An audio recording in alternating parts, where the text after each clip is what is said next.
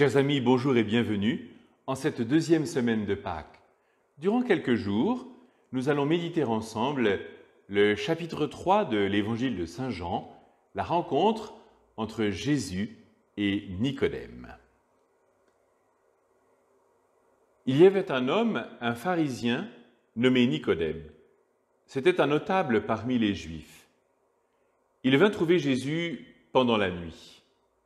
Il lui dit : « Rabbi, nous le savons, c'est de la part de Dieu que tu es venu, comme un maître qui enseigne, car personne ne peut accomplir les signes que toi tu accomplis si Dieu n'est pas avec lui. » Jésus lui répondit : « Amen, amen, je te le dis, à moins de naître d'en haut, on ne peut voir le royaume de Dieu. » Nicodème lui répliqua : « Comment un homme peut-il naître quand il est vieux ? Peut-il entrer une deuxième fois dans le sein de sa mère et renaître ? » Jésus lui répondit : « Amen, amen, je te le dis, personne, à moins de naître de l'eau et de l'esprit, ne peut entrer dans le royaume de Dieu. Ce qui est né de la chair est chair, ce qui est né de l'esprit est esprit. Ne sois pas étonné si je t'ai dit, il vous faut naître d'en haut. Le vent souffle où il veut, tu entends sa voix, mais tu ne sais ni d'où il vient, ni d'où il va. Il en est ainsi pour qui est né du souffle de l'esprit. »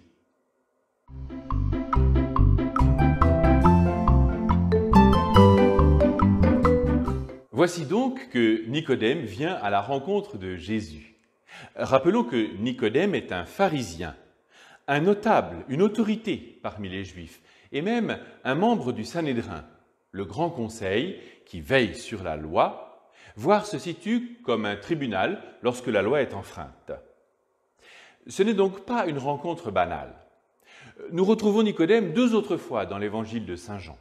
Au chapitre 7, alors que s'envenime la polémique sur l'identité de Jésus, c'est Nicodème qui suggère qu'il soit entendu par le grand conseil. Mais il n'en sera rien. On retrouve enfin Nicodème après la mort de Jésus, où, avec Joseph d'Arimathie, ils ensevelissent le corps de Jésus et Nicodème apporte la myrrhe et l'aloès. Il y a donc une certaine proximité entre Jésus et Nicodème, et un débat aussi serein qu'éclairant. Je vous propose deux clés de lecture, le contenu même du début de ce dialogue et ce que nous pouvons en retenir à la lumière de la résurrection. La structure de ce dialogue est assez remarquable. Elle commence par une quasi-confession de foi. « Rabbi, nous le savons, personne ne peut accomplir de tels signes si Dieu n'est pas avec lui. » Alors Jésus l'emmène plus loin, lui annonçant que nul ne peut voir le royaume à moins de renaître d'en haut. Littéralement, engendré d'en haut. Nicodème, comme beaucoup de personnages bibliques de bonne volonté, s'interroge sur ce que cela veut dire concrètement. Peut-on renaître ? Jésus se répète en précisant « Nul ne peut voir le royaume s'il n'est engendré d'eau et d'esprit ». Bien sûr, on y voit une allusion au baptême. C'est le baptême qui nous fait naître de l'esprit par le signe de l'eau, symbole de mort autant que de vie. Il suffit de regarder notre histoire comme celle de la Bible pour s'en convaincre. Et le baptême fait surgir en nous l'éternité du royaume en forme de promesse. C'est une vraie nouveauté pour Nicodème, car jusque-là, le baptême était davantage un signe de conversion et de pénitence. Désormais, c'est la vie même de Dieu qui nous est donnée en partage, dès maintenant, et dans l'attente du jour où nous verrons Dieu face à face et lui serons pleinement unis. L'enseignement de Jésus à Nicodème précise ce qui était déjà contenu en germe dans la Torah. Renaître d'en haut est d'abord une initiative divine, même si cela suppose notre foi dans la liberté, car Dieu ne s'impose jamais. Mais l'œuvre de Dieu nous précède et nous dépasse. C'est ce que je retiens de cette phrase énigmatique. Le vent souffle où il veut, tu entends sa voix, mais tu ne sais ni d'où il vient, ni où il va. Ce passage d'Évangile, lu dans la lumière de Pâques, nous rappelle que cet événement de la vie de Jésus, à savoir son geste d'offrande, sa mort et sa résurrection, sont la source de notre vie spirituelle.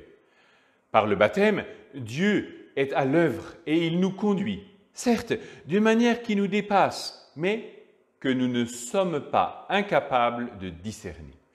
Peut-être que cette période singulière est propice, autant que possible, au-delà des craintes ou des angoisses, de faire mémoire de notre vie baptismale courante et de tout ce que le Seigneur permet que soit mis en œuvre par nos mains, par nos yeux, nos oreilles, nos paroles, ou tout ce dont nous pouvons être témoins avec bonheur.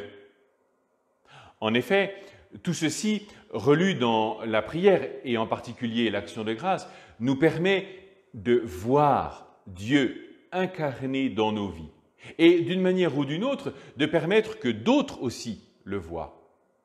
La parole de Dieu est la lumière qui nous éclaire et nous apporte beaucoup de joie et de consolation.